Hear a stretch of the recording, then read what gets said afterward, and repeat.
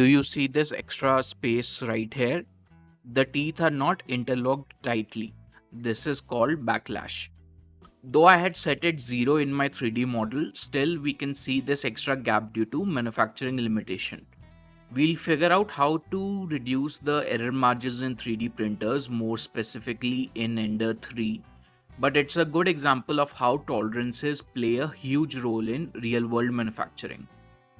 Though in our case, the backlash was due to manufacturing limitations, but in reality, backlash is added intentionally to the system. The gears thermally expand during operations, oil film needs to enter, and any debris needs to escape. But though backlash is acceptable in heavy engineering, it is a matter of concern where precision is necessary, like aerospace and robotics. Let's say you need zero point 0.1 amperes of current to drive one full rotation of the input gear. You can control this through your microprocessor, but what you cannot ensure is that your output gear's motion perfectly correspond to your input current. There are three scenarios possible. Number one, if there's a pre-existing gap in the direction of rotation, the input tooth will smash the output gear, leading to unpredictable jerk movement. Number two, let's say you stop the motor, the output gear will rotate a bit extra due to its inertia. And when it will hit the input tooth, the output gear will retract a bit due to the rebound. Number 3.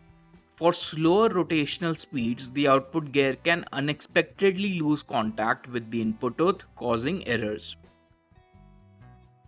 When you reverse the direction of motion, backlash is certain, hence its name. You can't get rid of these inaccuracies by, say, just connecting the output gear with the input current directly. That's why a normal gearbox is not practical in precision engineering. Harmonic Drive solves for exactly such problem. In a harmonic gear, the flexible end of the Flexspline is made to conform to the geometry by design. The system is no longer two rigid surfaces that must match. The Flexspline simply deflects to fit and covers up for tolerances. But this flexibility leads to its own problem: torsional wind-up. See, Flexspline is like a spring.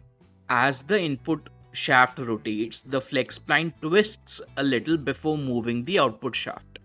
This wind-up it needs, though small, leads to inaccurate movement where precision is necessary. But unlike backlash, torsional wind-up can be measured. In fact, the harmonic drive manufacturers provide the hysteresis curve governed by Hooke's law.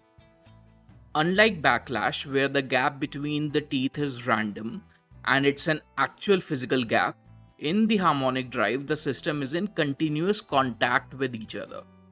Further, torsional wind-up will always follow Hooke's law. The elasticity is not random. So you can use dual encoders, one at the input and other at the output, to measure relative movement and accurately predict the wind-up. Also, unlike involute spur gears, where only one or two teeth mesh with each other, in a harmonic drive, close to 30% of all teeth are in mesh simultaneously. This averages out the errors, and per tooth contribution becomes vanishingly small, giving positional accuracy. All the relative rotation that happens in a harmonic drive is because of the difference in the number of teeth between the flex spline and the circular spline. We have already understood the physics behind the gearbox in an earlier video linked above.